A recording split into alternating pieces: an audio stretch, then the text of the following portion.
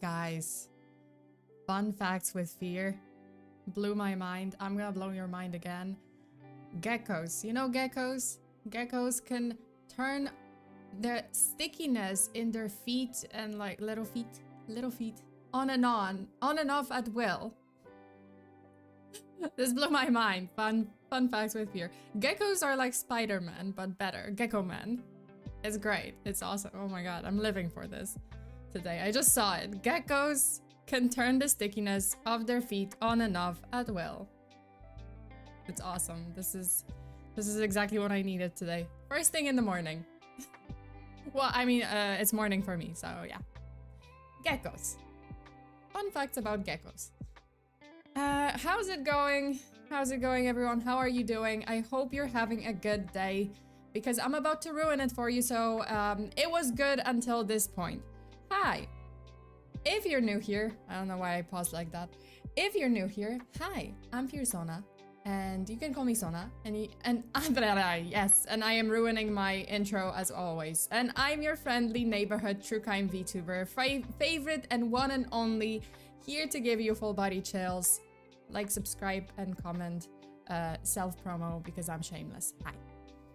Hi, hello. Regular scuff intro, of course.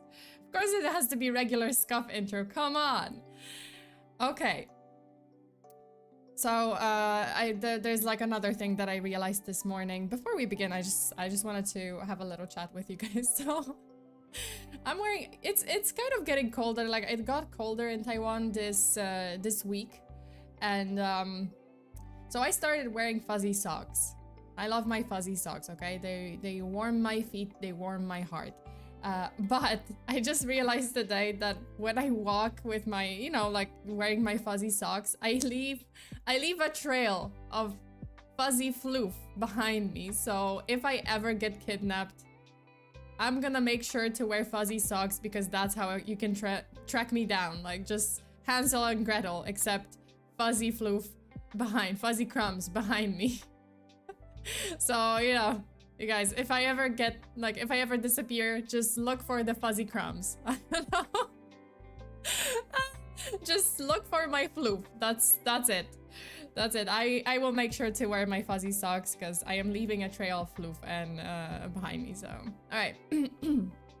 Error, hello, and thank you so much to Shai and Eric Verastegi for modding the stream. I think I saw, wait, was there another one of my mods? No, okay, not yet, at least. But hello. Thank you so much. Special thanks to obviously to my mods for modding the stream, and special thanks to my Patreon members for choosing this case, because we did talk about this case very, very briefly in one of the true crime briefings that I had on Patreon. And then we voted which case from Poland should I cover this month. And yeah, it ended up being this case. And as I'm going through the case, like as I'm kind of like, you know, going over this case, you guys will probably, this is like the fucked up part. I think it's the most fucked up part in this whole stream.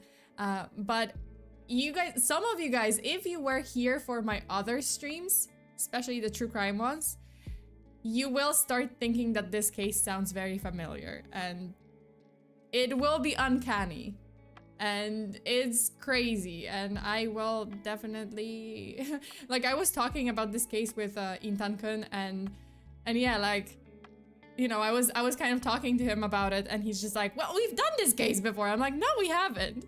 He's like, no, I'm telling you, we've done this case before. I'm like, no, we haven't. Different country, different person. Very, very similar case, which I don't know if it's like, it's kind of scary. It's kind of terrifying that, because I kind of realized that this other person that I talked about on this channel, they committed the crime in like 2020, I don't remember, 2021, 2020, well actually might have been 2023, never mind, it was like very recent. And now that I think about it, this person was a true crime fan, and I wonder if this person actually maybe heard of this case, because this case happened in 2016. And it's so similar that I'm just kind of like, oh my god, did she get inspired? Is this it? So yeah. What? Polska, silna, wspaniały, boski. Silna, wspaniała, boska. Pewnie, czemu nie? Porozmawiajmy o Hannibalu z Polski, który może zainspirował inną sprawę, co mnie przeraża. Okay. Sorry, just switch to Polish, just to kick it off with with Polish. Okay, you guys, without further ado, let me get right into the case. Let me change the music. Let's set the mood. Let's begin. On a chilly winter afternoon, February 3rd, 2016, in the streets of Warsaw, Poland, a taxi driver picks up a passenger just outside of Żoliborz, which is one of the northern districts of the city. So that's the one, you know, in red, obviously. It's a weird name, Żoliborz. All right, yeah.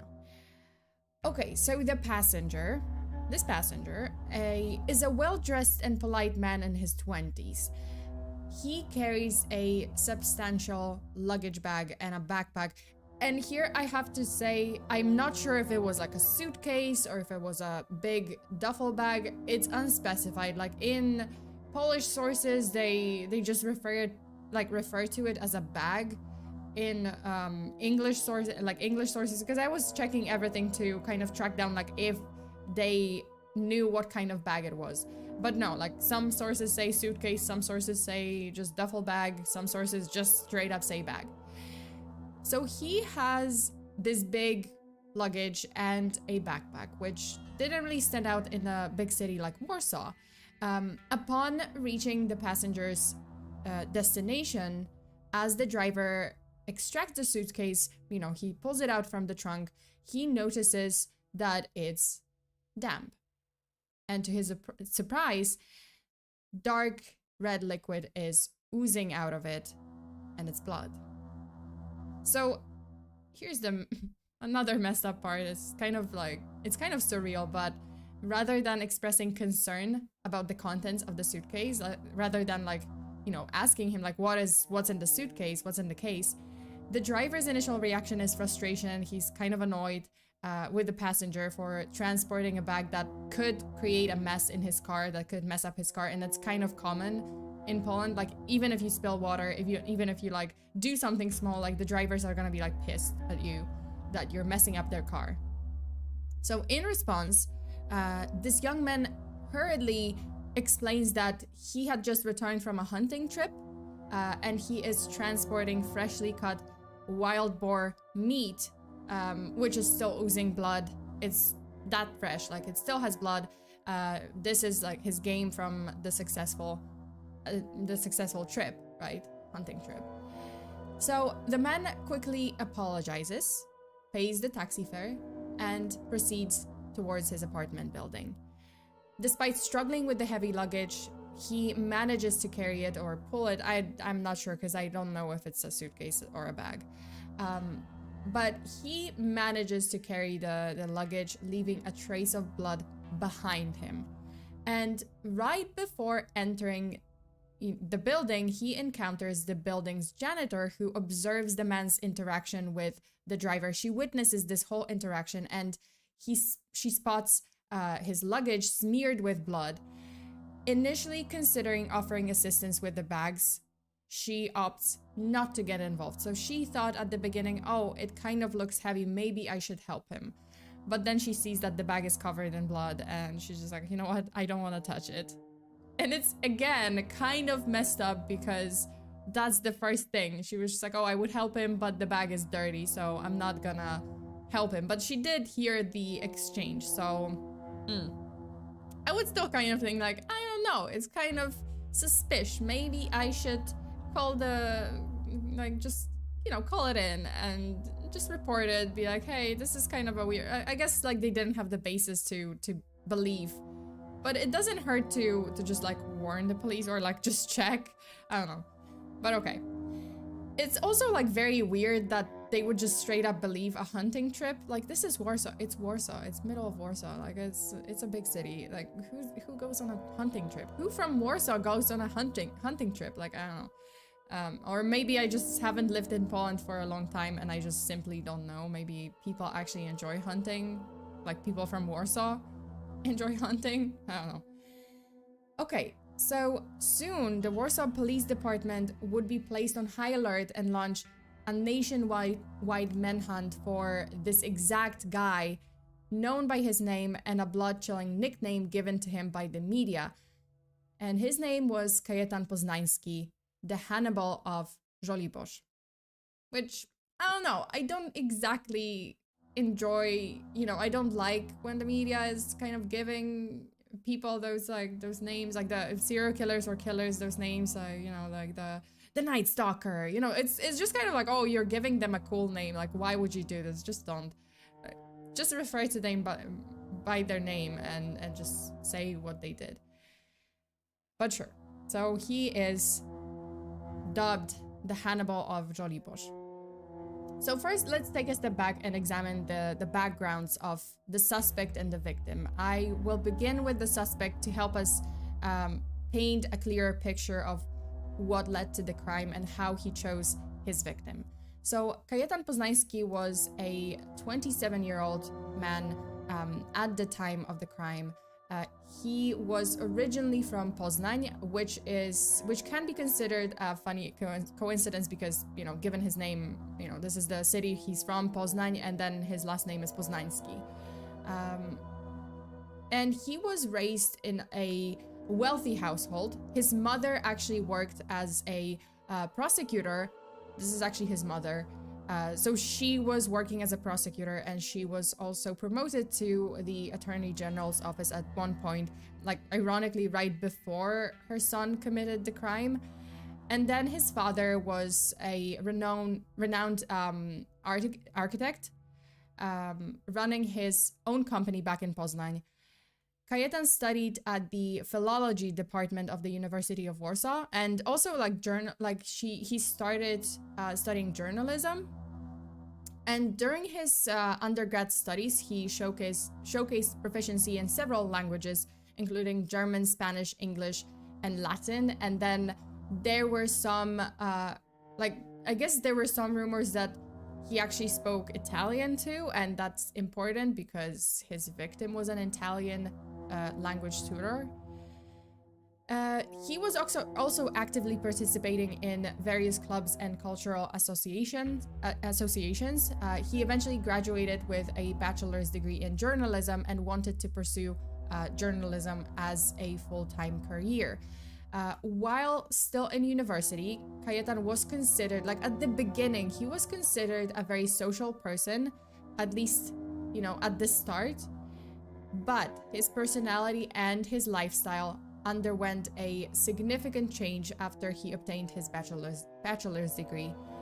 He started displaying increased arrogance and, if you can call it like self-centeredness.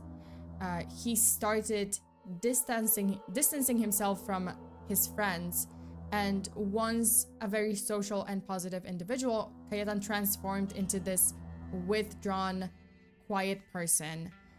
While this change isn't inherently negative, because, you know, there are people who just start becoming quiet, like they don't want to socialize as much as they did at the beginning of university or whatever, like, you know, when they were in high school. Maybe they just, you know, there was something that caused them to shift their personality. So it isn't, you know, negative to be quiet, but with Kajetan, it was kind of weird. Like, even casual conversations with him, he was like completely different at the beginning of his studies. And then he changed so much that even like casual conversations with him ended up being about very strange topics. Like, he got into this thing, like these topics about supernatural energies and phenomena that are supposedly governing our world and reality. He would be also into dark subjects, primarily about death and cannibalism. And that's how every conversation with him ended. You know, like that, it just ended straying into those dark topics, and that ended up driving people away because they were just kind of like, okay, this person is very negative. Hi, hello, it is me. I talk about true crime all the time, but I try to not talk about true crime that much with my friends, although it just kind of ends up this way. But I try to not be weird about it. I don't know. Oh my god, it kind of. I know. Lawson. I know, but I swear I'm okay. I swear I'm not a killer. I will not, never ever do this. But yeah, I kind of this case kind of also made me rethink my whole personality and friendships. And did you hear about this one? Yeah, like my friends are kind of done with me. No, I'm kidding. They're not. Like I can talk about other things. I can't speak today. I can talk about other things. It just ends up this way. Like always kind of, oh, by the way, this happened. Yeah, I have to be better about this. Okay. And there was also, so one thing was the shift in his personality, right? Like he, from this positive person, he just became this kind of withdrawn, dark kind of person. I don't know, like with dark aura and like just talking about those very peculiar, very like depressing topics, just death, cannibalism, some weird supernatural energies that are seeping into this world and governing our reality, right? And then there was a shift in his fashion sense. So his fashion choices also changed. He adopted a more mature style. Like he previously, like look at this, like this is the previous him, right? Like this is how he dressed. Yeah, like there was a button shirt, but you can see kind of t-shirt underneath. It was kind of, you know, more casual. But then he changed his fashion sense and adopted this like more mature style with blazers and more button shirts. And like just, you know, dress kind of trousers instead of hoodies and jeans and just t-shirts. So then, driven by an emerging interest in, well, I mean, journalism, like after he graduated from with a degree in journalism, Kajetan applied for a position at the Politica, which is it means politics. So this is a magazine / newspaper and like a weekly magazine, and he secured an internship at this magazine, at the editor. While presented with the opportunity to submit his work for potential publication, the content of Kajetan's articles took a very strange turn. Like they were all very strange. They were kind of circling around one topic, and that was death, that was killing, and it was cannibalism. So these are actually some of the articles, some of his previous works, not the ones that he submitted to the editor.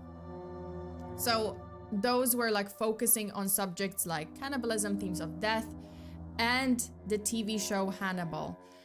His works delved into the analysis of the motives behind cannibalism in art, film, media, and culture. Notably, in one of his texts, he was comparing the emotional and moral difference between eating pork and cannibalism. Like, oh, what is the difference between, what would be the difference? Like, oh, there's no difference for a person to kill a pig and kill a human and eat them. And this is like this is the, like some of his works. Like the first one says like famous gourmets between Rome and Hannibal Lecter. The second article says how to be a good carnivore, or proper or good carnivore. And then the third article says, is titled a word about cannibalism. So yeah. So he did make several attempts, well, not with these works, but like with his works about cannibalism, he's comparing human and pig flesh. Yeah, he is. And I'm gonna go into it a little bit more because it's a very important part of this case of the murder. So he made several attempts to show his works to his boss, but none of them made it to the publication. They just didn't, like the editor just didn't think they were good enough. And at one point he resigned. Like, I don't know if that prompted him to resign, like a couple of failures but he resigned from the internship and decided to, on an unusual career change, he decided to accept a job as a librarian in Wola, which is one of the western districts of Warsaw, like southern western district, kind of that, like below Żoliborz, like right under Żoliborz, kind of like on the map. This job seemed like something way below his original ambitions, and to this day it's unclear why he decided to change his career path so drastically. And I mean, at the same time, who cares? He's a piece of shit. But yeah, like you know, many sources just kind of wondered, like, oh, why did he change his career path so drastically? Why take a job at a library, which is, you know, it's so not like, it's much less prestigious than being a professor at a university or being a journalist, right? It's important to note that while he withdrew from any form of social life, he also didn't live alone at the time, which is kind of, you know, like, it's kind of not contradicting, but it's kind of yeah, like kind of contradicting, because he wasn't really social, but at the same time he lived with he shared an apartment with 4 other friends, or, you know, students from the same department. This is actually the building. This is actually his building. So his flatmates soon start observing Kajetan's strange and, like, can I call it, like, rigorous daily routine, I guess? So he would wake up extremely early, around 4 or 5 a.m. Or sometimes earlier, and he would go to bed at 9 p.m. on the dot. He also exhibited an obsession with cleanliness, with organization, and even insisted that a flatmate who wanted to smoke a cigarette should do so outside, or at all, like, he shouldn't do that in, you know, even like outside the window, his window. So that same flatmate, one night, he was like leaning out his window smoking, right? And he peeks into Kajetan's room, because his window was kind of next to Kajetan's, Kajetan's room's window, right? And this flatmate later described the room as not resembling a normal person's room. What does that mean? That means that this Kajetan's room looked like a prison cell or a military bunker. Like, it was very clean. It had very minimal items and an exceptionally organized layout. And despite Kajetan's lack of interest in hunting, any form of like, I don't know, like, they thought he didn't enjoy the outdoors. There were like some disturbing decorations in his room, such as skulls, hunting trophies. Like, he didn't go hunting, but he had those like hunting trophies. He had bones, which were like adorning the walls and were placed on the shelves and around the room, which later, like, everyone found super weird and kind of telling. As time progressed, tensions escalated between Kajetan and his roommates, primarily due to his pickiness, demands, and complaints about minor issues. Also his stinginess. Like, he was very stingy. He would be arguing with them about anything, like the smallest thing, like, I don't know, sponges for like washing the dishes, like, or toilet paper, how much toilet paper or tissues they use, and those kind of things. So eventually one of his flatmates reached a breaking point and decided to move out, right? So there were still 3 people left. Okay, and then, starting to think this guy's sanity wasn't on the good side. No, it wasn't. It was spiraling, like, it was spiraling very quickly, and he was spiraling like more and more into his obsession. Like, in 2016, but beginning of 2016, he starts spiraling more and more into his obsession with death and introspection concerning whether human life deserves respect from one another. So in his writings, like, he continued writing essays, journals, articles, poetry, and everything. Like, in all of those, he contemplated that humans, like any other animal in a natural, untamed environment devoid of social constructs and laws, we would engage in acts of violence and cannibalism if necessary. So this was literally like an ongoing, reoccurring topic in his works. I mean, just the only topic, really. He starts believing that cannibalism shouldn't pose any moral dilemma, because killing a human and consuming their flesh should be considered no different from killing a mosquito or a pig and doing the same. At the same time, he begins to express interest in the taste of human meat. He kind of wonders, like, how does it taste like? This would, I don't know, like, would empower him. Like, that's what he finds empowering. He kind of thinks like, oh, I wonder if I killed another human being and I ate their flesh, that would empower me. That would make me into this other level of a human being. So the messed up part is that he starts, you know, yeah, like as I said, like he starts harboring this obsession with what he described as methods of self-improvement. And he would make all those weird alterations in his lifestyle, like, yeah, like withdrawing from social interactions, emphasizing cleanliness, adhering to a strict daily schedule, you know, waking up at 4, going to bed at 9. He was, again, stingy as fuck. Like, he was practicing this extreme frugality, stinginess, and he was abstaining from any form of pleasure. Like, he literally was not doing anything besides going to work, working out, you know, having those, like, that very strict daily routine, and that's it. He believed that all of this would transform him into a perfect human being. And in this quest to become a perfect human, a new level of human, he had to push both his physical and mental boundaries. So he started going on these, like at one point, he starts going on these lone excursions to isolated regions within national parks and mountains of Poland. These outings essentially transformed into survival camps. He wouldn't bring any food. He would bring only minimal resources. He would be challenging himself to endure this situation, right? Like the survival conditions for several days. And additionally, he adopted a disciplined and intense workout regimen. Sorry, not regiment. But yeah. No, wait, regiment? Regiment. Whatever it's pronounced. I don't know about you, but like, doesn't this remind you guys of that scene from American Psycho? Like where Christian Bale is doing the crazy morning routine, and then, yeah, like it just totally, like that gave me the same vibe. I was just like, oh my god, this is the same. Did he watch this movie? Is this it? Was that, I mean, probably, but yeah, right? Like he's just like, oh, on the dot he wakes up, he does this like crazy workout regimen, and like, yeah, crazy workouts, goes to survival camps, like does weird, like he's very clean, he's like obsessed with this routine. And okay, so going back to the case, the final step in his transformation was to take a human life.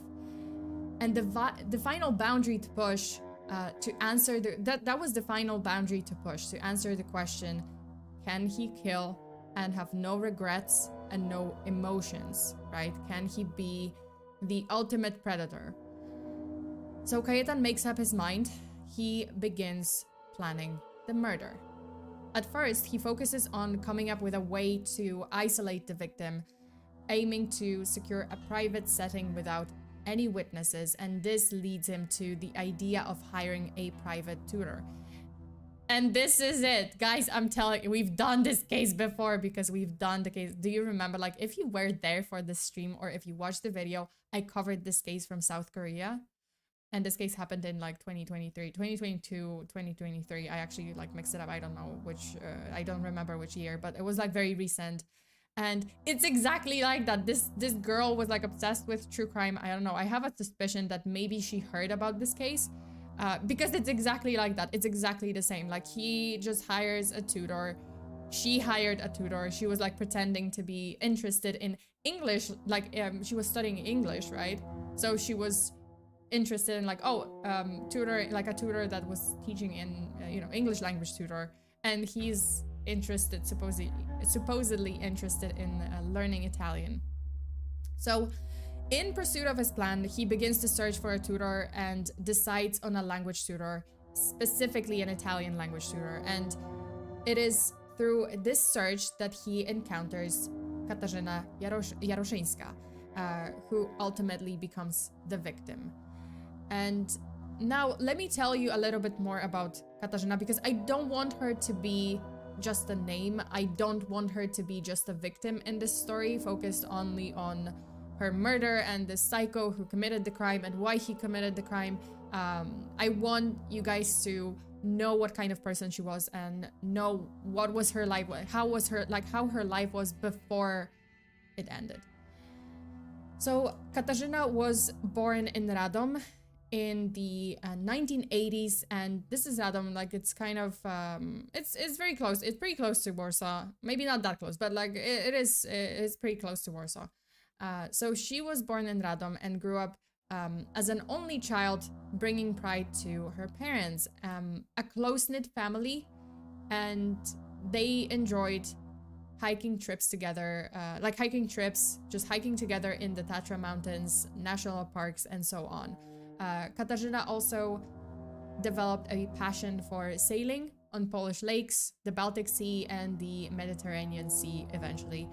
Spending her summer vacations gaining experience in the sport. Like, she was very passionate about sailing. Every summer she was gone. She, you know, you wouldn't find her in Radom, you would find her on a boat. And then in the winter months, she enjoyed skiing and skating, just physical activity regardless of the season. She was very physically active. And again, like, she enjoyed doing that with her family as a group, because they were very close.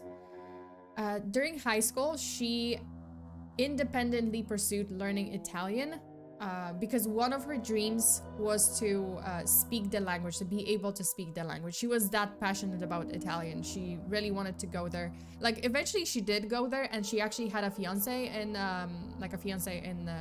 Italy. But yeah, like, she just started learning on her own, and she eventually enrolled at the Catholic University of Lublin in Eastern Poland. She was studying art history, which is a niche field. So this was the first thing that she studied. Later, she also studied Italian in the University of Warsaw, which I'm gonna get to. So first she is from Poland. Yeah, she is from Poland. What? Wait, is that a Polish name? Jaroszyńska? Yeah, it is. Katarzyna Jaroszyńska, yeah, that's a Polish name. Okay, so first she enrolled at the Catholic University of Lublin, and she was studying art history. And this is kind of a niche field with very limited career opportunities in Poland and around the world overall. Like, it's very niche. And despite the challenges, Katarzyna returned to her hometown, Radom, which is also not like a huge city. Yeah, like, it's a big city, but it's not huge. And she actually managed to secure a position in a research team investigating the history and architecture of her city. Here she authored numerous research papers, articles, and essays on the renovation of historical sites and art pieces. Eventually becoming the chief editor of Radom Humanities Studies, Radom Humanities Studies magazine. Yes, but random. Radom is random.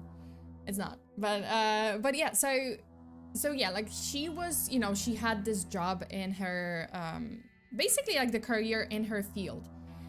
Maintaining her passion for Italian language, culture, and history, Katarzyna eventually applied to the University of Warsaw's Department of Italian Studies, choosing to remain in Warsaw for better career prospects, because after a while she just quit. Yeah, like, she quit her job in Radom.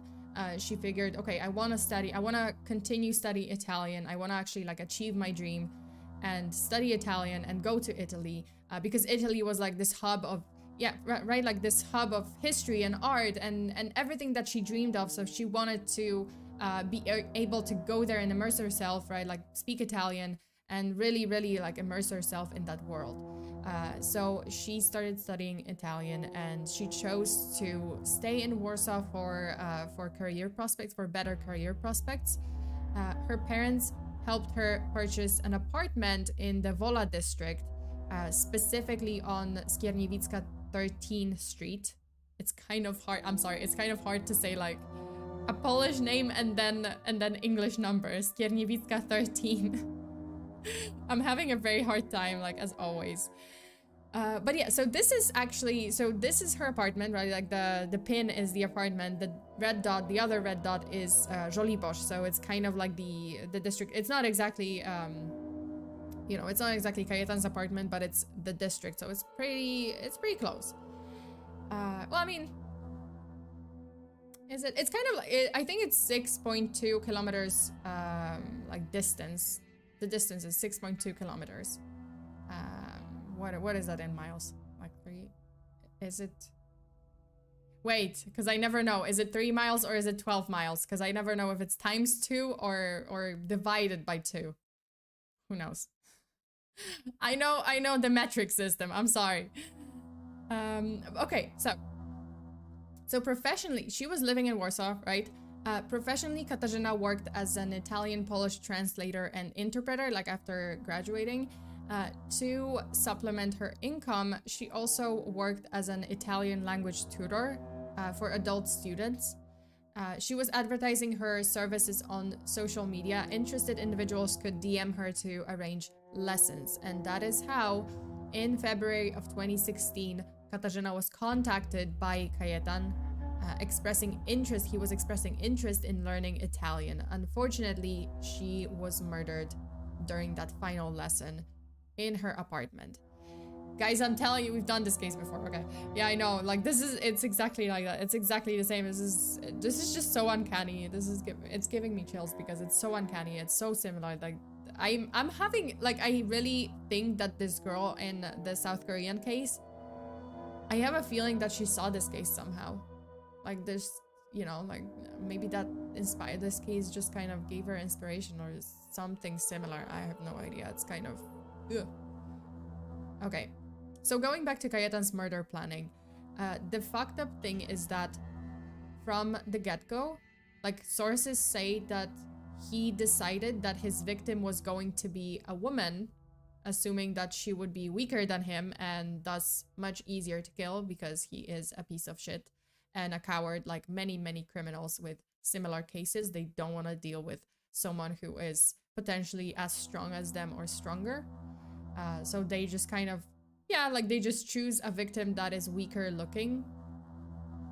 Or they just assume that, oh, okay, it's gonna be an easier kill. Which, fuck this guy. Fuck this guy, oh my god. It's kind of like Night Stalker. I don't know if you guys realize, but he was kind of saying like, oh, well, he chose his victims. Well, first of all, he was only going into houses that were unlocked, so always lock your doors, because he actually said, well, the Night Stalker, Richard Ramirez, he actually said like, oh, if the house was locked, like the front door was locked, then I considered it like, okay, they don't want me here. But if it was unlocked for whatever, like in the evening or in general, like the door was unlocked, that means like, oh, they are inviting me in. That's one. And two, he was attacking like older people, he was attacking, yeah, like women. He was just kind of observing and like just kind of making sure that the victim was weaker than him and he can handle them. What a piece of shit. Or the victim was alone and couldn't handle him, you know, alone. Yeah, okay. Rant over. Okay, so this was the first fucked up thing, right? Like he chose Katarzyna. Like he just decided, okay, my victim is going to be a woman because I'm gonna, you know, like, oh, assuming that she's gonna be weaker than me.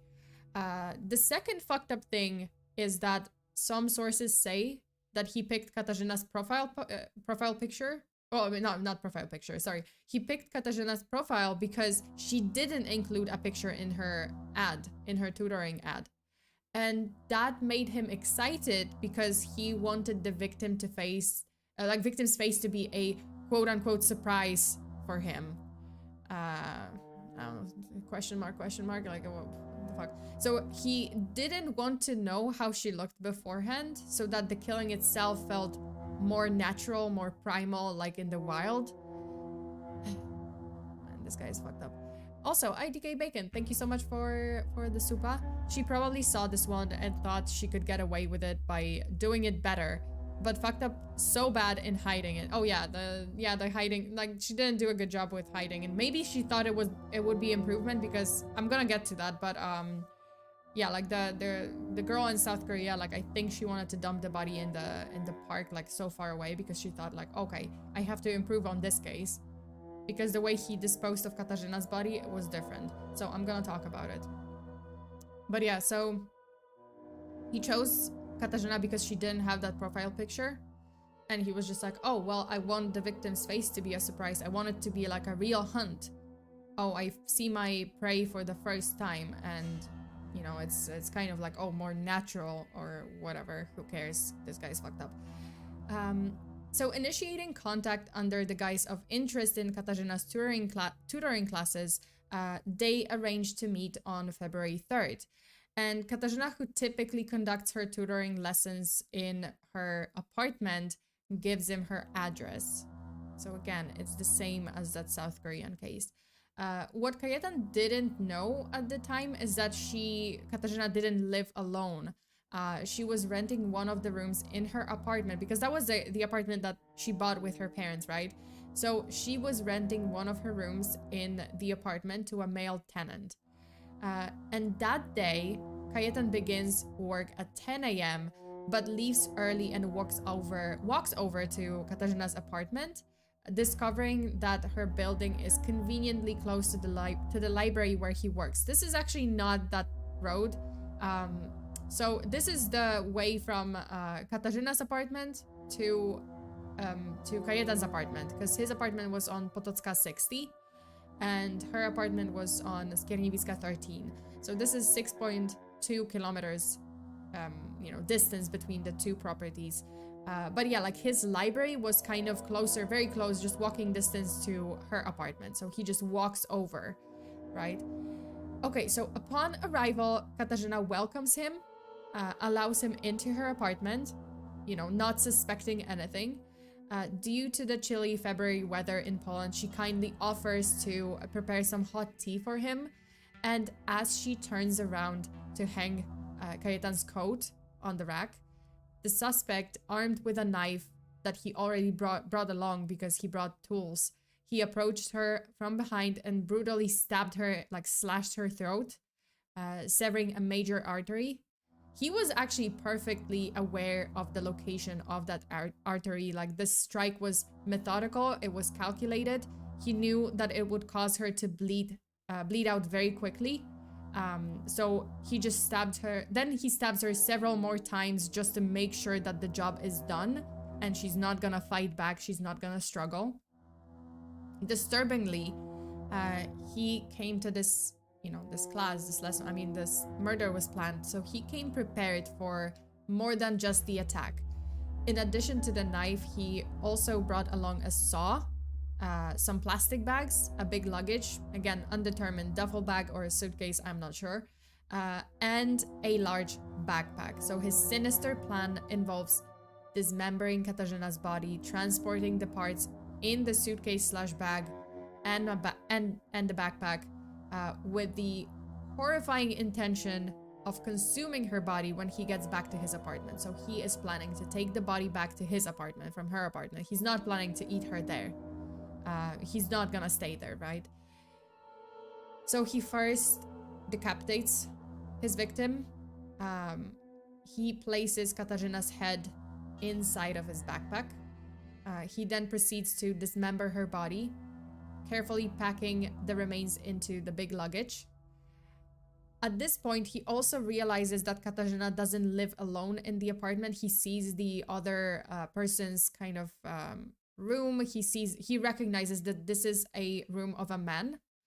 Her roommate, unfortunately, isn't there at the time of the murder, but he could return at any point. So Kajetan kind of panics and he starts urgently cleaning up the blood in order to eliminate any evidence of his crime. This is another fucked up part, but he grabs towels from Katarzyna's bathroom and he meticulously wipes blood off the floor and furniture, and then he disposes of the bloody towels into the victim's washing machine, and he just runs the cycle. Like he literally just throws all the bloody towels into her washing machine and runs the cycle. Upon completing the cleanup, he flees from the scene, taking the victim's remains with him. So he exits the apartment and he enters the elevator, and this is possibly the, like I'm saying possibly because I'm not 100% sure, but it seems like it's the elevator in Katarzyna's apartment. So he enters the elevator, heading downstairs. And there's this lady from the 8th floor in the elevator too, coincidentally also on her way downstairs. So she gives him a smile, checking out the bunch of heavy bags that he's carrying, the backpack, the luggage. Even though she's curious, she doesn't bother asking about the bags. She doesn't really make a small talk or anything. She just keeps to herself during this whole elevator ride, having no idea that there's a literal head in this guy's backpack. So, great. And they're just standing in this elevator that's very small. When they exit the building, this neighbor sees Kajetan walking away, and then she sees him getting into a taxi with the bags, putting the backpack in the backseat, and then he drives away. In the taxi, and this is the first taxi because he took two, and I'm gonna explain why. So in this first taxi, the driver spots the backpack leaking something, and his luggage also leaking something red is seeping out, right? The driver isn't too happy. He makes that Kajetan is making a mess, but Kajetan clears things up. He immediately says, like, as they are driving, like he immediately says that, oh, it's this wild boar meat from a recent hunting trip. And this kind of reminds me of Jeffrey Dahmer. Like, he kind of would say this like bullshit excuse to everyone, but for some reason, see, like that's the fucked up part. Like, everyone just believed it. Everyone just didn't pry further, and they just dismissed it, and they were just like, well, I guess it is like spoiled meat, or I guess it is this wild boar that you hunted, whatever. So Kajetan asks, after the driver starts questioning him about this hunting trip and stuff, this driver actually asks him more. He asks him about the hunting trip. He asks him about this boar, and Kajetan asks the driver suddenly to pull over right away and drop him off here, well before reaching the intended destination, right? Like his final destination. So he gets off out of this taxi. He's just like, okay, I'm not gonna, he kind of makes an excuse like, oh, okay, I don't want to make a mess in your car, so let me out here. I'm gonna order another taxi. But it was actually because the driver was sort of noticing weird things and he was getting interested. So the first driver leaves him with the bags and takes off. And then Kajetan orders another taxi using his real name and his card, which arrives, the second driver arrives and takes him straight to his apartment on Potocka 60 Street in the Żoliborz district. While Kajetan gets out of the taxi and he's unpacking the bags from the car, the second driver, this is like, we came back to this scene from the beginning, right? Like, the second driver also spots blood dripping from the bags. And the driver gets frustrated again. He begins questioning Kajetan about what's inside, expressing concern that this, red liquid is leaking from and could mess up his car. And again, Kajetan tells him that, oh, the same story about the hunting trip, the wild boar, the fresh meat in his backpack, and it's just this boar and he caught during the trip, and the meat is just very fresh with the blood seeping from it. For some reason, the driver believes this story. He doesn't question him any further, and he just leaves without any further suspicions. And yeah, there's this additional witness to this interaction. So the janitor from Kajetan's building, she happened to be outdoors and witnessed the weird exchange between Kajetan and the driver. And as you guys know, she kind of was wondering if she should help Kajetan with the bags, but then she decided against it and didn't really speak to Kajetan, but did observe him walking and leaving this bloody trail behind him, walking into the building. Okay. So after entering his apartment, Kajetan heads to his room and places Katarzyna's remains in the center. This is actually the door to his apartment, if you know, if I should believe the source, the articles. So he places Katarzyna's remains, the bags, in the center of his room, and just as he predicted, his flatmates were conveniently absent at the time. So it was also, well, I mean, he was planning it, so he knew. He was very lucky that day, if you can call it that. Like, he was very lucky. First, Katarzyna's roommate was not there in the apartment, and then second, his flatmates, all of them were just gone from the apartment. So they were absent. I mean, it was just part of his sick plan, but still pretty lucky. And instead of consuming, this is okay, so here's where the plans goes kind of astray. I don't know, like, he just goes off the rails. So something in Kajetan's calculated behavior shifts, because instead of consuming the victim's body just like he planned, I'm just gonna pull this up. So just like he planned, instead of consuming the victim's body, right? Like, it was the whole point of this murder. This was the final test. It was supposed to be like his final test to consume human flesh and not feel guilty about it, right? So instead of eating his victim, he decides to burn the remains on the spot. He sets the bags on fire. He just puts it in his room and sets them on fire. While the body is ablaze, Kajetan quickly grabs his essentials and makes an exit around 1 or 2 p.m.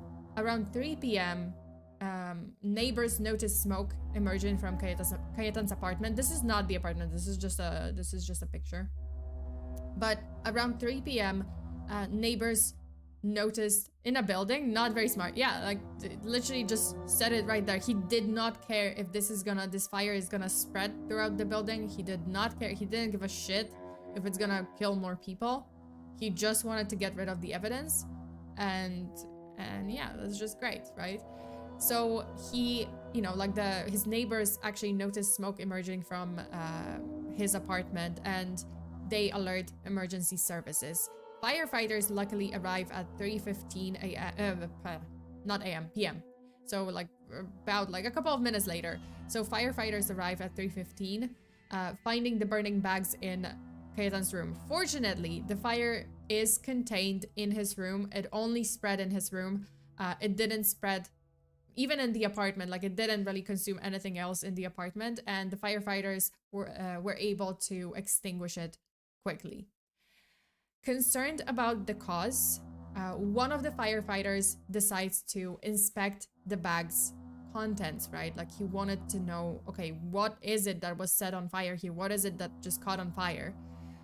And he discovers human remains. This prompts a call to the police, who are dispatched to the scene to investigate a possible murder. I mean, definitely a murder. Like, what else would it be? So investigators swiftly conclude that this is not the scene of the murder itself, only of the attempt to dispose of the remains. Because, so there was lack of significant blood at the scene, which would, you know, when they discovered multiple stab wounds on the victim's body and obviously signs of the body being dismembered with a saw, which would create, like, this would create a much more bloody scene, but there was no such thing. Like, there was just a little bit of blood seeping out of the bags, right? Like, just around the body, but not anywhere else. It wasn't as bloody. So this indicates that the victim was killed and dismembered elsewhere, with her remains later brought to this apartment and set on fire. Several hours pass before they can pinpoint the actual murder site, reaching Katarzyna's apartment at 9 p.m. that night. They connect this body to Katarzyna only because Katarzyna's roommate had reported her missing, having returned to the apartment and realized that she was scheduled to fly to Italy that evening to visit her boyfriend, her fiance. However, like, she was nowhere to be found, even though her belongings, like her wallet, her cell phone, documents, plane tickets, everything was left in the apartment. So he's just like, okay, this does not feel normal. Also, the front door was open. So he's like, this looks like an emergency. Was there an emergency? Did she go to help some neighbor? Like, did something happen and she had to leave the apartment quickly? Or did someone actually abduct her? Did someone do something to her and take her away? So, connecting the dots leads to Kajetan Poznański. Like, you know, obviously police, when they discovered Katarzyna being missing, then they connected the dots and made the swiftly make the connection between this case and the human remains discovered in Żoliborz. Also because I forgot to say, like, I forgot to tell about it. I forgot to tell you guys about it, but the roommate also noticed unusual stains on the floor, like kind of blood, but dried blood. And they were definitely not there before, so he alarmed the police about it. He was just like, okay, this was not here, and it looks like something very terrible happened to her, something horrible happened to her. So the police connect the dots between this disappearance and the body found in the apartment in Żoliborz. Eventually, it leads to Kajetan Poznański, as they gather witness statements. Katarzyna's neighbor, who crossed paths with Kajetan in the elevator, the taxi drivers, and the janitor from his building also report to the police. They highlight the guy hauling these hefty bags, and the bags were covered in blood, and they were like seeping blood. And then, obviously, a nationwide manhunt is launched. But unknowingly, unbeknownst to the police, during the time firefighters were extinguishing the fire at Kajetan's apartment, the suspect had already left Warsaw. So, following his escape from the apartment, Kajetan first headed to a nearby bank, and he managed to take out this quick loan of 15,000 zloty. What is it, like, divided by 3-ish, so maybe $4,000. I'm not sure. Actually, no, wait. Yeah, 4,000. Let's say $4,000. So he managed to take out this loan of like $4,000.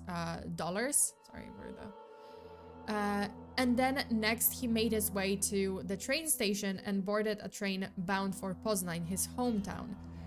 So you guys might think, like, a lot of people think that, thought at the time, like, a lot of people assumed that, okay, he chose Poznań, he went to Poznań first because this is his hometown, he was familiar with the city, he knew people there, and he knew of potential, like, hiding spots, like he was going to just lay low in Poznań.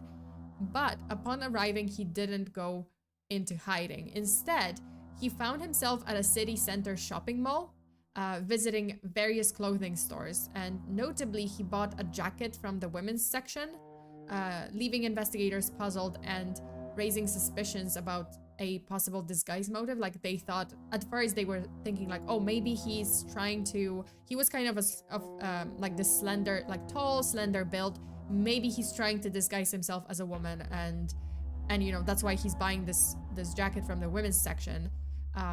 And this jacket was just very kind of distinct.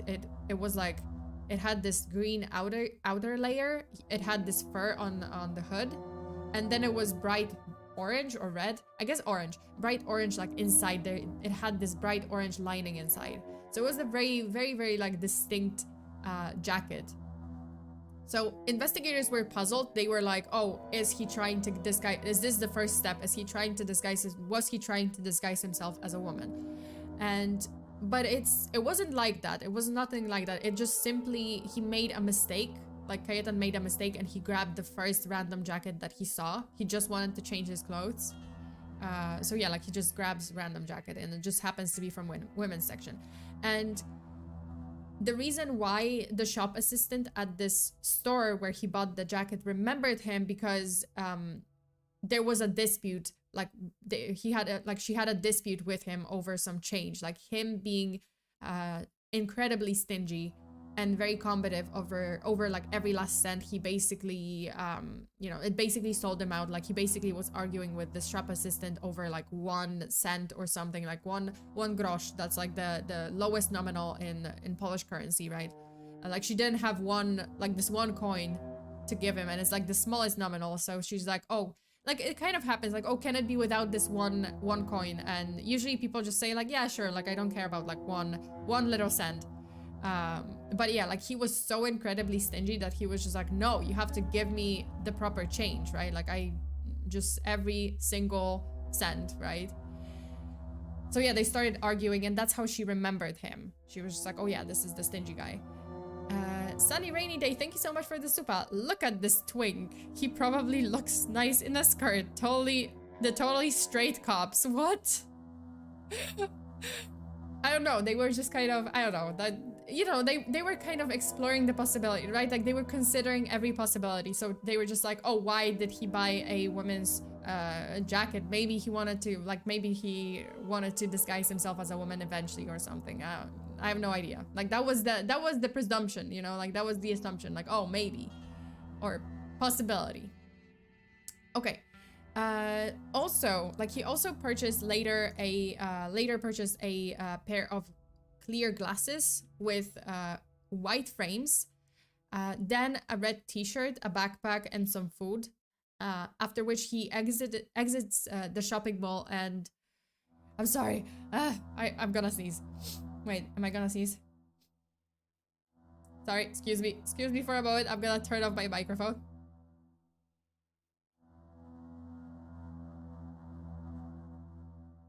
Okay, I think I'm good. I think I'm okay. Bless. bless, guys, bless. Okay. Can I have a bless in the chat? Na zdrowie, dziękuję. But I didn't sneeze. I just had to like, right. But bless. Bless you for the muted sneeze. Well, it wasn't a sneeze, but almost sneeze. Okay, so he purchases this pair of clear glasses with like white frames, a red t-shirt. I have to say, like, totally a set, like just a set of clothes that will not make him stand out. Like, why? And that is gonna be important later. I'm gonna explain why it's important. Like later, it's gonna play a part. Like the jacket, the t-shirt, the glasses, like it's gonna play a big part. Shy, thank you for the super, bless. Okay, so he exits the shopping mall. He returns to the train station and purchases a one-way ticket bound for Berlin. At this point, he fled the country. And you guys might wonder, like, how did he manage to leave Warsaw?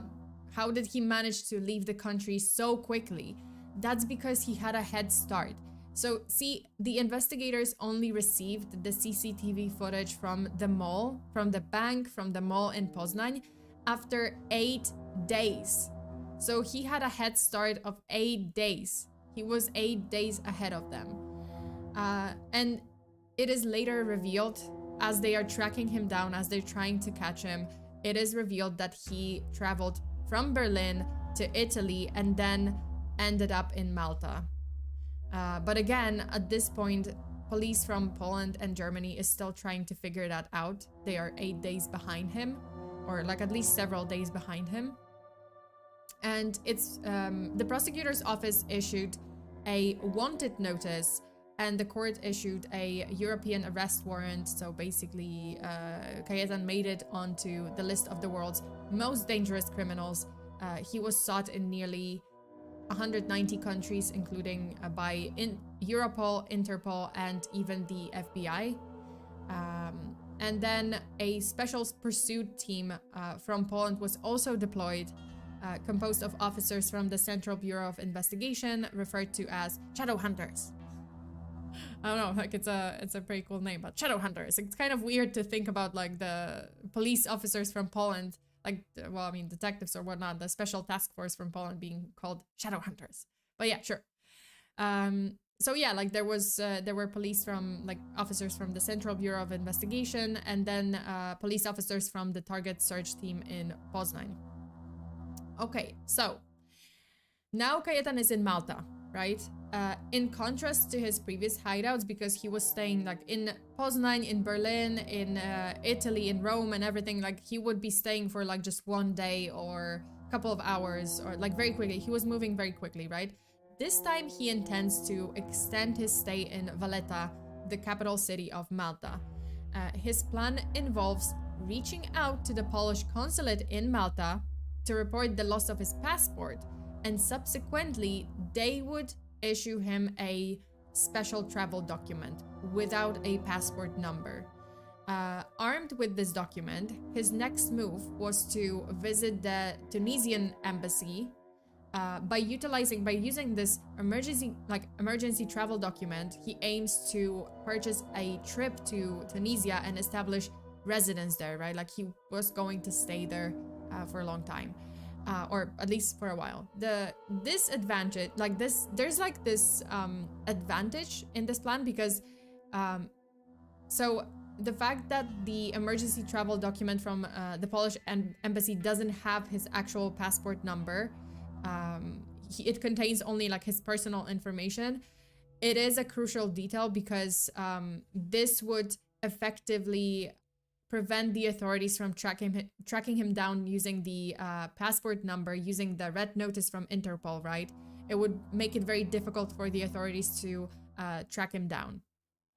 And his plan was to go to, why Tunisia? So his plan was to go to a North African country, one that has minimum or no extradition laws with Poland, which in turn would make it very, very difficult to extradite him back to Poland, giving him plenty of time to plan his next move.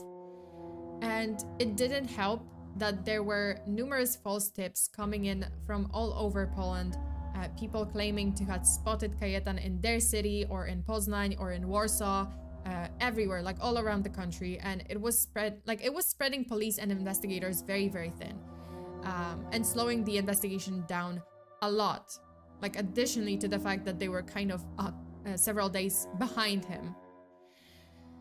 So the police extended their investigation to include Kajetan's family, and particularly focusing on his mother, who held the position of a prosecutor and had recently been promoted to work at the Attorney General's office.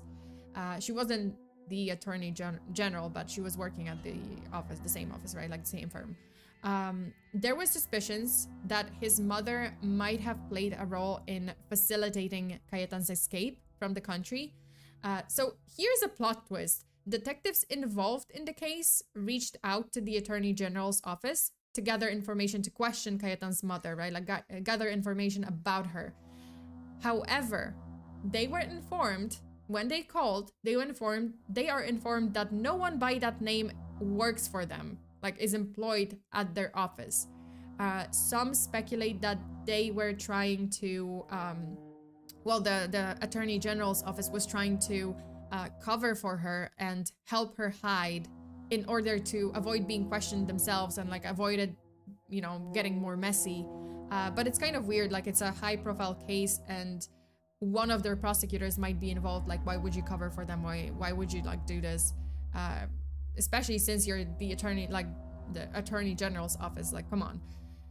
It is also just possible that Kajetan's mother quit her job when the case blew up, just as the case blew up, like when this happened, like she just quit her job because she wanted to go into hiding. But there's no information on that, so I actually don't know. This is just me kind of speaking, and some sources are wondering about the same thing, right? Like this is the speculation that I was reading, that I saw in several sources, several articles.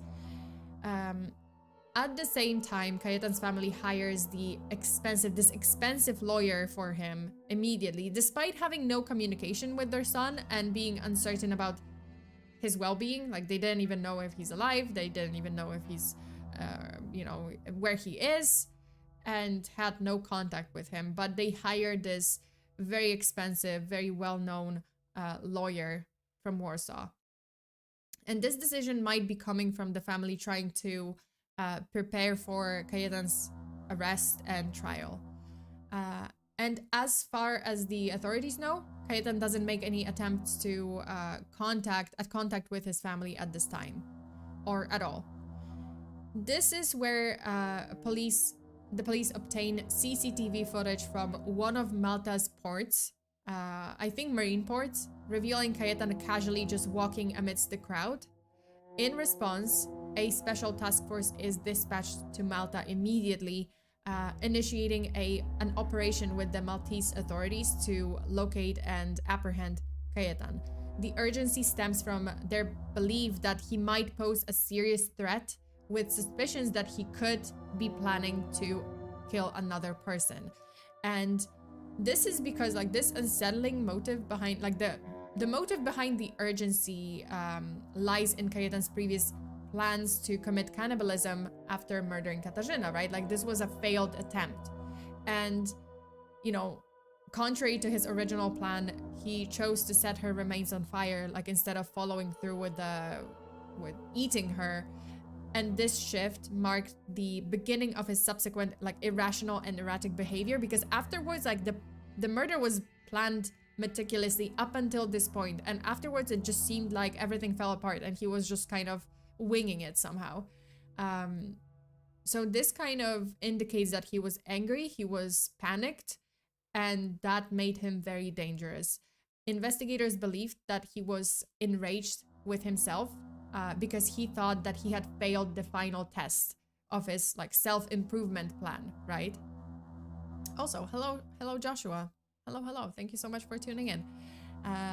You're very late, but it's okay. You can rewatch the case from the beginning, but we still have a couple of things to talk about, so I hope you enjoy. Well, I mean, yeah. Okay, so where was I? Oh yeah, so detectives, like investigators kind of believed that he was angry with himself, that he failed that final test in his self-improvement plan. He failed to eat his victim, which also meant that he had to try again. And the detectives are now well aware of Kajetan's plan to exit Malta, because he's not gonna stay there forever, right? Like they are aware of his plan to exit Malta using this emergency travel document. Consequently, they dispatch personnel to stay. So first they find out about it from the Polish embassy, right? And when they find out that he reported his passport as missing and he was issued this travel document, they send people to stake out any airports, marine ports, and any conceivable like exit points on the island. And another plot twist, this is another plot twist. Some investigators visit every embassy and consulate on the island in an attempt to figure out Kajetan's intended destination. This leads them to the consulate of Tunisia, where an astonishing revelation unfolds. The consulate employee tells them that Kajetan had been there less than 2 hours ago. He just left. He literally just left. Like, I don't know, like some sources even say like 40 minutes or something. So he was there and he was attempting to obtain a travel visa using this emergency travel document. However, his application was rejected by the Tunisian consulate. And now they have to figure out, like, they have to act quickly. They have to figure out where he's headed and how he's traveling around the island. They have to catch this guy, right?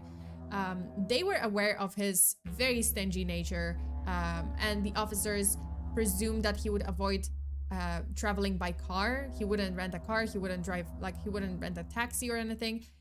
Here, because it was expensive, he would opt for either public transportation or walk everywhere. And in light of this, they opt to conduct surveillance at Valletta's central bus station, right? And it takes them literally less than an hour or half an hour to spot Kajetan in the crowd at the station. They immediately approach and arrest him. And interestingly enough, so this is the part about the jacket. So interestingly enough, Maltese authorities noted the irony that Kajetan had chosen an ideal location to blend in, because his appearance, like the way he looked, it didn't conform to kind of, if it can be, okay, so like his appearance didn't really conform to the typical Polish or Central/Eastern European look. He had darker hair, he had brown eyes, and he had this like olive complexion. And the authorities in Malta emphasized that If not for the distinctive jacket, so this green, the women's jacket he bought in Poznan with this like bright red, like bright orange lining inside and green outer layer, identifying, like the authorities said, like if it weren't for this jacket and the white glasses and everything, identifying him in a crowd would have been considerably more difficult, as he could easily pass as a Maltese citizen. He looked kind of like a local. So yeah, like this actually, like literally this jacket helped them. That's a woman's jacket, yeah, I guess, well, it was from women's section. But yeah, so this jacket and like the, whatever, like what he was wearing, right, like his whole outfit just made it very easy for them to spot him, especially like the jacket. Otherwise, like had he worn something less, I don't know, like bright, like not bright colors, maybe like darker colors or something, he would have blended in. Like he would have, like the, you know, Maltese authorities said, like, yeah, we wouldn't, like he wouldn't have been as easily spotted by the police. Okay, so initially facing charges in Malta, likely related to identity fraud, because I think he definitely reported his passport missing and got the travel document, you know, well, that wasn't true. And also he registered at the hotel with a fake name. Kajetan undergoes the extradition process to return to Poland. During his arrest in Malta, Katarzyna's funeral takes place in Radom. Despite the attendance of 200 people, the family explicitly requests privacy, urging media reporters and photographers not to disrupt the ceremony, not to take pictures, not to interrupt, right? Like they don't want it to be public. They want it to be a private family ceremony. And Katarzyna's cremated remains, I can't speak anymore, but Katarzyna's cremated remains are laid to rest in the family crypt. Okay, so her funeral, Katarzyna's funeral, takes place on February 16th, while Kajetan's official extradition and return to Poland occurred on February 26th, so 10 days later. And this is actually, so this is the fucked up part too. This is the video from him arriving in Poland. I'm gonna play it right now.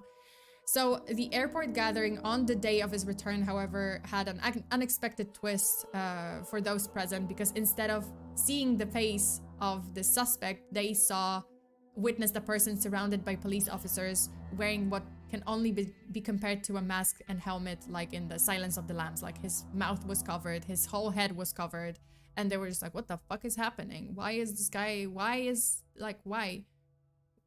he wearing that helmet? Like what happened there? So it turns out that during his stay in Malta, so this is, let me just play it again. This is exactly like what, yeah, that's him. That's what he was wearing. That's, yeah, why not? Yeah, like the whole helmet and stuff. So turns out that during his stay in jail in Malta, this is actually a video from Malta, well, I mean, the other one was from Poland. This one is the video from Malta. So during his stay in jail in Malta, he assaulted a police officer, biting his hand. Moreover, he attacked a visiting psychologist / therapist lady, he was attempting to strangle her. And during the struggle with a guard trying to intervene, Kajetan seized like a glass vase or some kind of glass container. He shattered it and attempted to harm the guard with the shards. And I also saw information that he tried biting another officer on his extradition flight to Poland, and that's why they put the helmet on him. But I'm actually not sure if that's true, so unsure. He is literally doing Silence of the Lambs. Yeah, I mean, yeah. But yeah, you know, this is like, I'm not exactly sure if this actually happened, the thing on the plane. But yeah, they put the helmet on him with like the covering his mouth and everything. Okay, so the, you know, like the trial, you would think that the murder trial would start in 2016. No, it didn't start in 2016. There was a delay, and the trial started only in 2018, and it is unclear unclear, like possibly, like unclear why, possibly because of additional charges from Malta, and the extended time frame may also be attributed to the prosecutor's effort to in building a comprehensive case against him. Upon the family's request, the trial for Katarzyna's murder is held privately, with closed-door hearings inaccessible to the public and media. In 2018, there was a total of 15 hearings that take place, during which 40 witnesses are interrogated in connection with the case. As for Kajetan's defense, and this was another fucked up part because we have so many fucked up plot twists. So you might recall that his family had hired this prominent and costly lawyer from Warsaw, right? Expensive lawyer from Warsaw, which you can assume that, okay, you know, like that's a hotshot lawyer.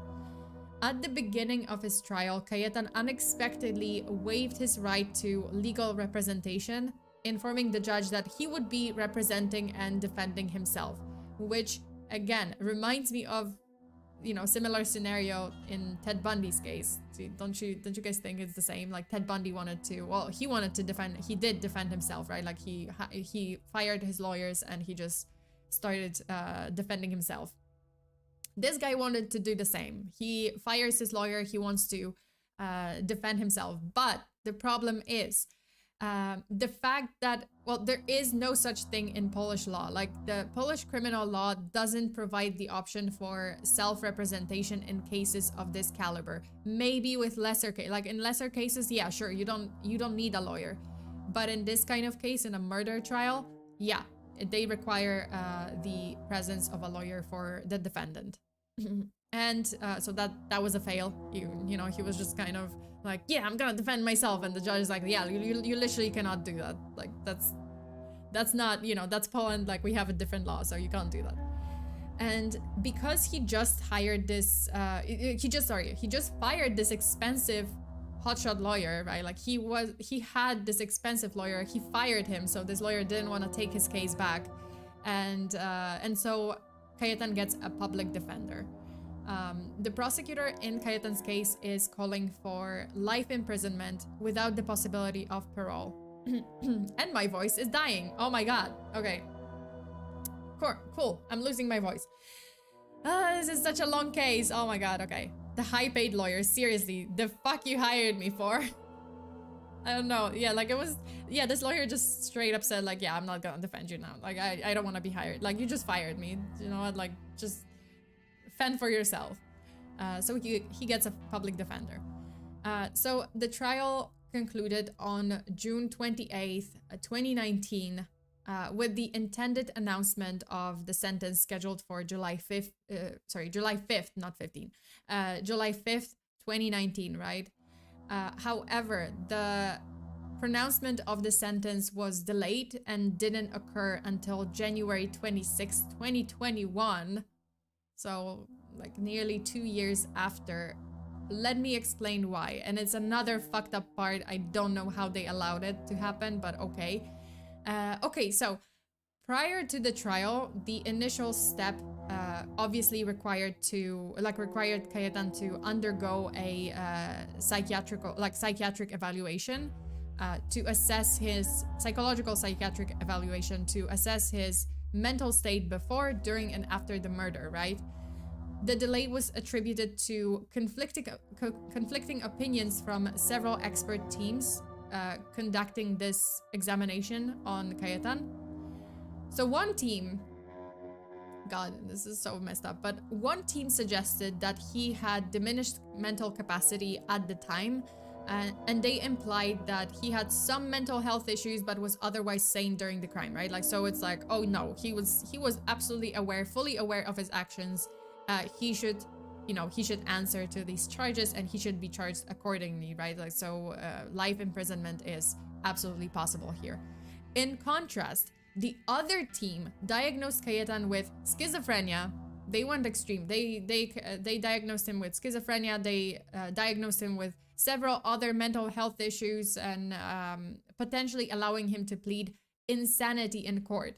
And this is very important because this kind of plea could lead to a more lenient sentence, and we're talking the difference between 8 years in prison versus life imprisonment without parole. So, you know, he could, if the judge went with the second team's opinion, it could actually make him like just do like a sentence, a very short sentence, 8 years, possibly with parole, or not even in jail. He could be put in like a hospital, and that's it. But luckily it didn't happen. So the judge issued an extension of the court proceedings. In accordance with Polish criminal law, this entails an additional set of hearings where the prosecutor puts, like, it's not the trial like going on from square one. It's more like the judge kind of gives the prosecutor a chance, or the defense also a chance, to put forth additional evidence, right? Like, well, the charges, then additional evidence. Both sides present their evidence once more. Maybe they apply, they submit like officially submit additional evidence. Subsequently, the court inquires if there's anything else that they want to present to be formally submitted to the proceedings. And afterward, the court takes several days to review the evidence and witness statements before reaching a decision.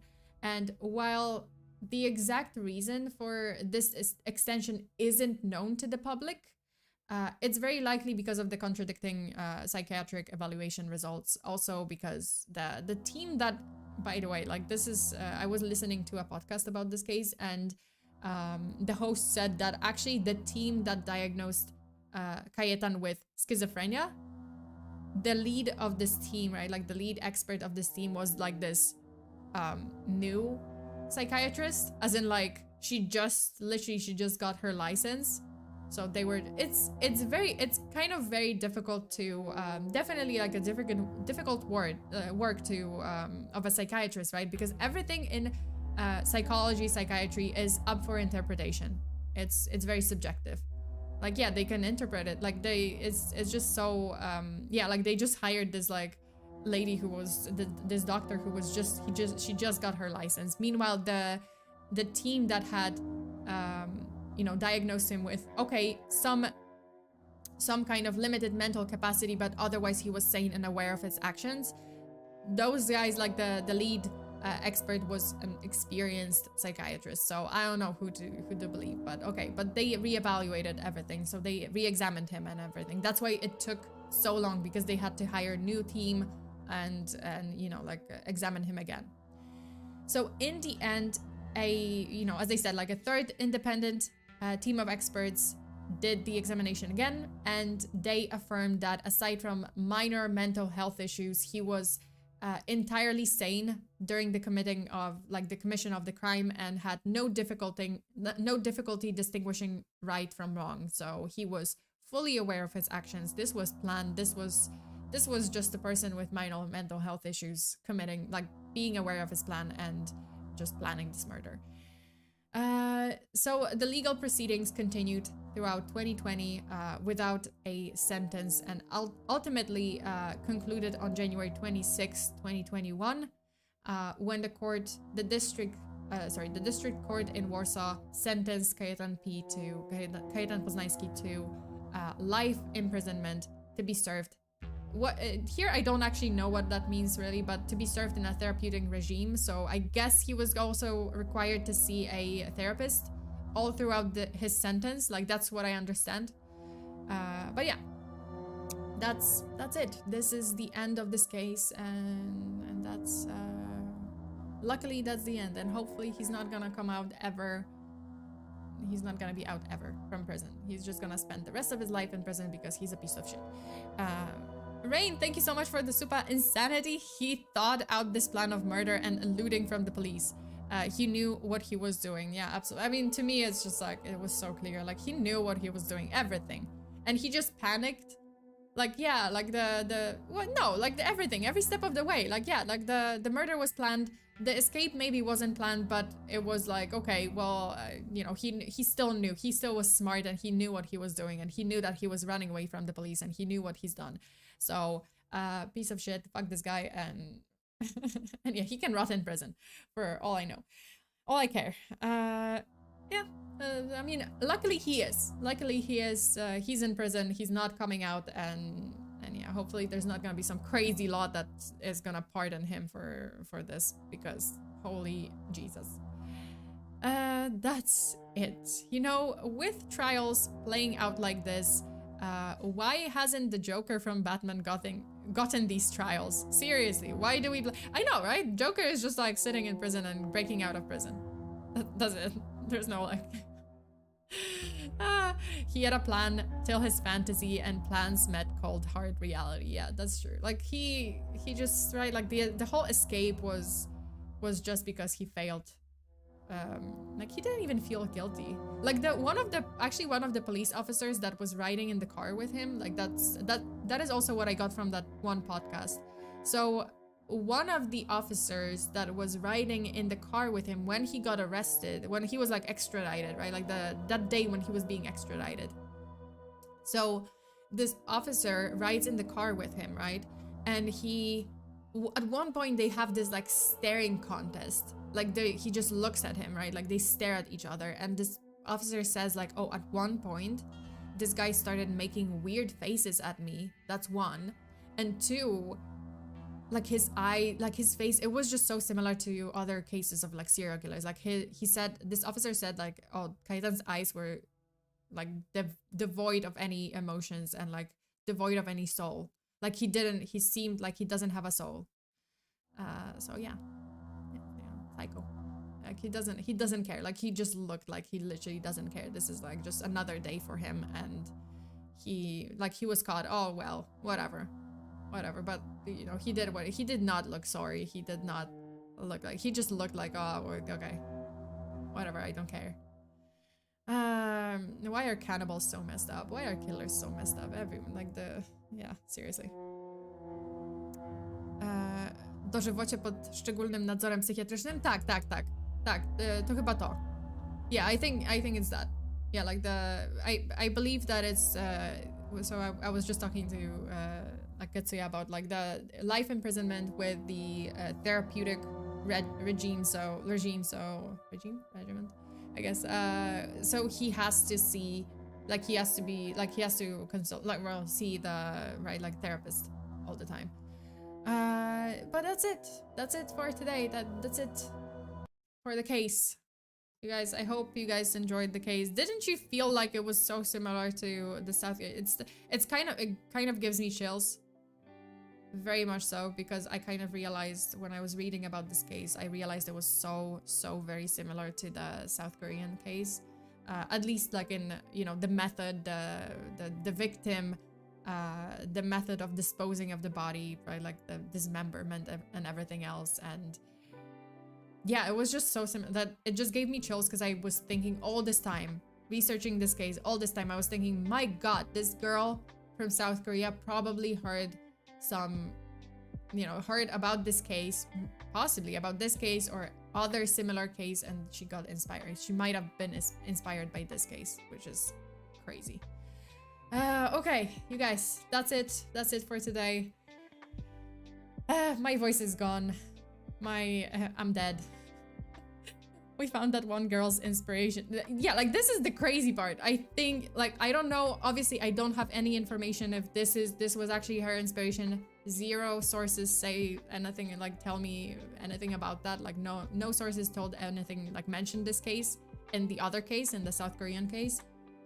But for some reason I have a feeling like this might have been her inspiration. Like, I don't know, maybe by some weird coincidence. But yeah, you know, it is what it is. Okay, you guys, thank you so much for choosing this case as the suggestion. I do want to cover more cases from Poland, especially ones with like missing persons, especially cold cases that are still ongoing. I think it would be worth bringing attention to some of them, because there's so many that are still unsolved, and you know, like, police is looking for answers, police is looking for witnesses.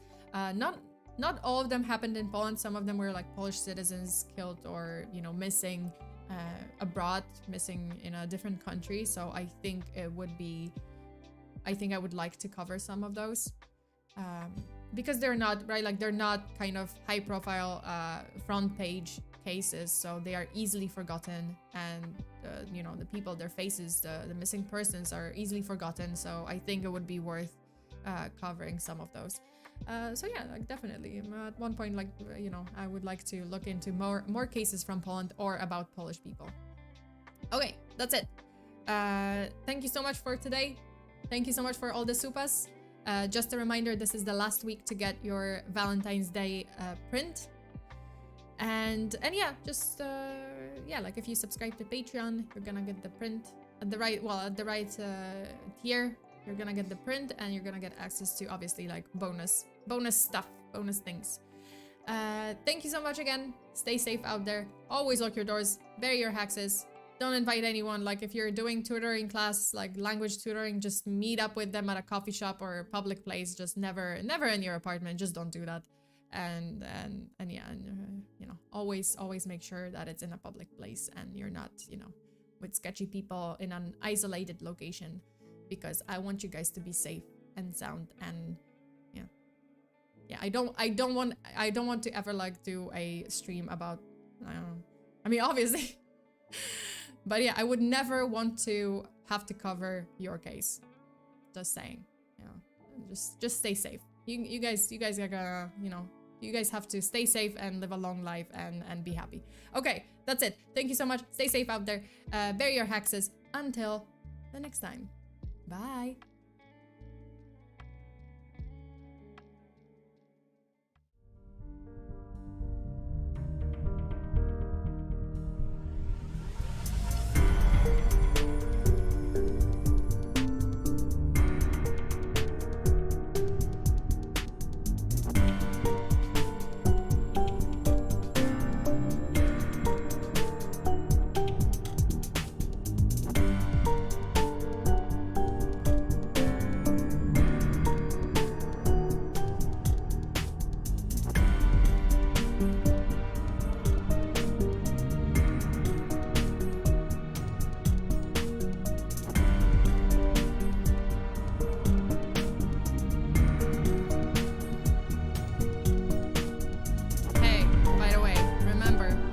Go missing, follow the fuzz crumbs, not crams. Follow the fluke. If I ever go missing or, you know, something happens and I disappear, follow the fluke. Remember, I will definitely wear fuzzy socks. Find me. Okay, bye.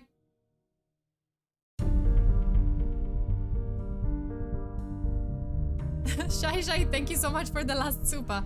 Did you know when your stomach rumbles, it's called a wumble? Wamble. Oh. Is it? Is that true? Is that real? Wait, are we really? Also, did you guys know that kids can have a pulse between like 43 and 180 beats per minute? Like a little engine. Also birds too. Oh, did you guys know that actually like crows and like ravens, they're so smart that they tend to like let, sometimes they would just sit still and let ants like cover them, like ants, like bugs cover them, because ants actually produce some kind of like layer. I don't know, it's like ironic, like they sit still, ants like cover them, and it actually produces some kind of like a layer of deterrent from other bugs. So they're super smart. Birds are smart. Jose, thank you so much for the supa. So you guys got 2 facts, fun facts with beer. Yeah, but ants help the crow with their wamble. But yeah, bless, and I'll see you guys next time. Bless. Bye.